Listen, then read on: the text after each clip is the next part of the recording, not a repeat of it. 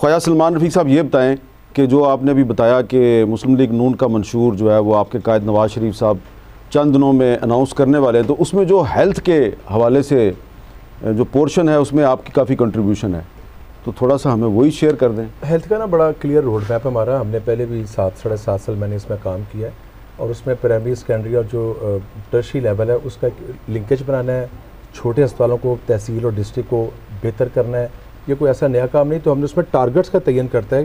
Hepatitis पे हमने क्या करना है, हमने एड्स प्रोग्राम पे क्या करना है, जो बच्चों के हिफाजती टीका जाते हैं उसकी हमारे इस मुल्क में परसेंटेज क्या होगी, मेडिकल एजुकेशन में क्या करेंगे, मेडिकल कॉलेजेस का मेयार कैसे बेहतर करेंगे, यूनिवर्सिटीज़ में हम क्या करेंगे, जो हमारा पोस्ट ग्रेजुएशन प्रोग्राम है उस आपने डेंगू के बारे में बहुत ज़ोर लगाया कि ख़त्म हो जाए, वो ख़त्म नहीं हो सका। नहीं, देखिए मैं दुनिया जहान में 60 साल से जो वायरस होता है वो ख़त्म नहीं हो सकता, उसको हम मैनेज करते हैं। हमने कभी पोलियो को एरेडिकेट करते हैं, पोलियो वायरस के लिए टर्मिनोलॉजी यूज होती है दुनिया में एरेडिकेट करना।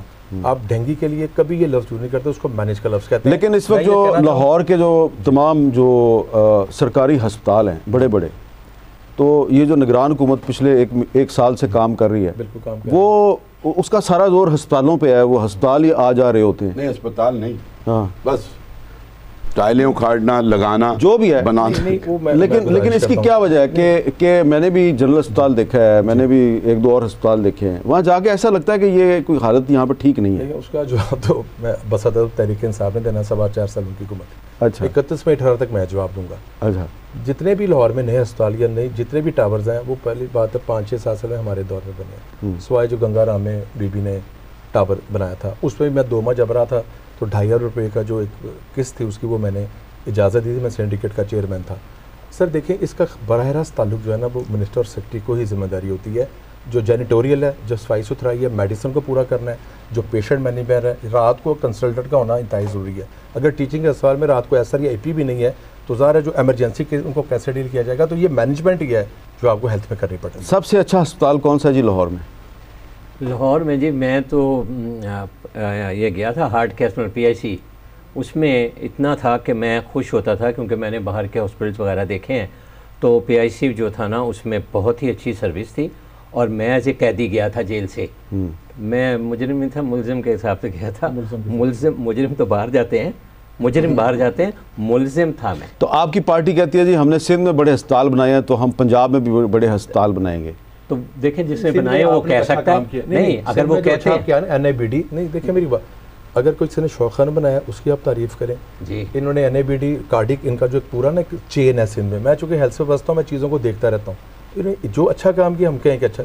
अगर हम आपस में शुरू हो जाएंगे ना तो फिर पॉलिटिकल पार्टी तो फारिग हैं, आखिर किसी ने तो कोई काम किया ना, तो जिसने अच्छा काम किया उसको एक्नॉलेज। तो आप मानते हैं कि पीपल्स पार्टी ने सिंध में हेल्थ सेक्टर में अच्छा काम, कार्डिक इंस्टीट्यूट्स के बहुत अच्छा काम किया। हाँ। लेकिन आप मेरा पूछेंगे मैं आपको बता दूंगा, भालपुर बनाया, पिंडी बनाया, फैसलाबाद नए जो इंस्टीट्यूट बनाए, तो सबने किया काम अपने तौर पर। अगर आप ये मानते हैं ना कि सिंध में हॉस्पिटल बनाए अच्छे, तो अगर बिलावल साहब कहते हैं कि हम इनके लिए भी बना देंगे, जाती उमरा में भी बना देंगे, मतलब नवाज शरीफ साहब वगैरह के लिए जो जाती उमरा में तो पूरा मेडिकल कॉम्प्लेक्स, मेरी और बात है। तो फिर बाहर इलाज कराने के लिए गए थे ना, वो जो कहना चाह रहे हैं वो ये कहना चाह रहे हैं कि ये जो अस्पताल नहीं है इधर उधर तो हमने बनाए हैं, जो अस्पताल इधर नहीं है वो हम इधर बना देंगे इन लोगों के लिए, ताकि बाहर नहीं। तो गलत नहीं कह रहे क्योंकि उन्होंने उधर बनाया। अच्छा सलमान साहब ये बताएं कि आपने इलेक्शन कैंपेन शुरू की है, आप अदालतों में आईनी मामलात को डील करते करते अचानक वोट मांगने के लिए लोगों के पास जाना शुरू हो गए। आपको क्या नजर आया, लोगों का सबसे बड़ा मसला क्या है?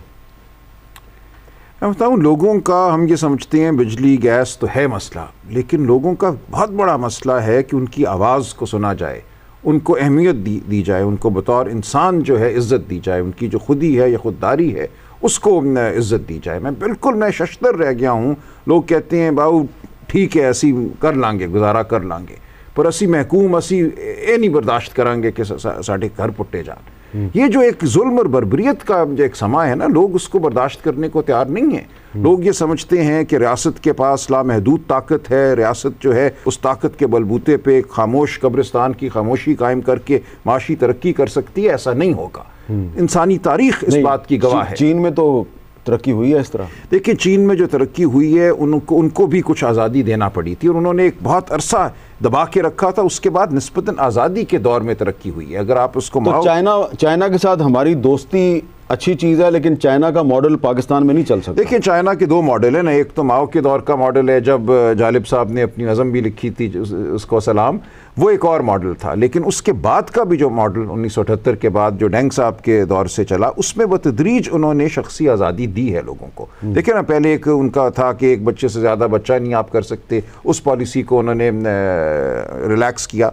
तो वहाँ उन्होंने दो काम किए हैं, उन्होंने शख्सी आज़ादियाँ दी हैं, इजाज़त दी कि आप प्राइवेट प्रॉपर्टी रख सकते हैं। पहले तो कम्युनिज्म थी, अब अरबपति फिरते हैं चाइना में।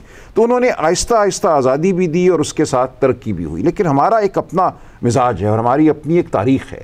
देखिए, पाकिस्तान में तो अंग्रेज़ के ज़माने से इस ख़ित्ते में अखबारात भी थे, आज़ादी इज़हार भी किसी न किसी हद तक थी, सियासी जमातें थी, बड़े बड़े जलसे थे। तो हमारी जो तारीख़ है उसको आप बंद नहीं कर सकते। हमारे यहाँ आवाम को आज़ादी जो है हासिल रही है किसी न किसी हद तक, वो पीपल्स पार्टी का दौर हो, वो उसके बाद का कोई दौर हो। पीटीआई का जो उभरना है उसका बराह रास्त ताल्लुक़ है मीडिया की आज़ादी से और उसके बाद सड़कों में आज़ादी से। तो आप उस आज़ादी को अगर ख़त्म करने की कोशिश करेंगे, आप ये समझेंगे ये मिस्र है और यहाँ कोई सीसी बैठ कर गला घोंट सकता है, तो वो नहीं होगा। ये मुल्क जो है अंदर से मैं समझता हूँ टूट जाएगा। अयूब खान के ज़माने में यही हुआ, ये समझा गया कि अब हम आ गए हैं, डेकेड ऑफ डेवलपमेंट हो रही है।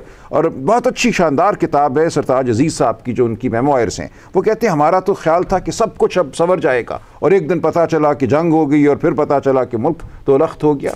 तो ये नहीं चलता काम। हमारा मिजाज जो है वो जमहूरी है, मैं समझता हूँ। और जितना मैं आवाम से मिलता हूँ, लोगों से मिलता हूँ, गलियों में गया हूँ, इचरे के बाज़ारों में गया हूँ, छोटे छोटे घरों में गया हूँ, वहाँ मुझे बिल्कुल ये लोगों ने कहा है कि हम जुल्म को बर्दाश्त नहीं करेंगे।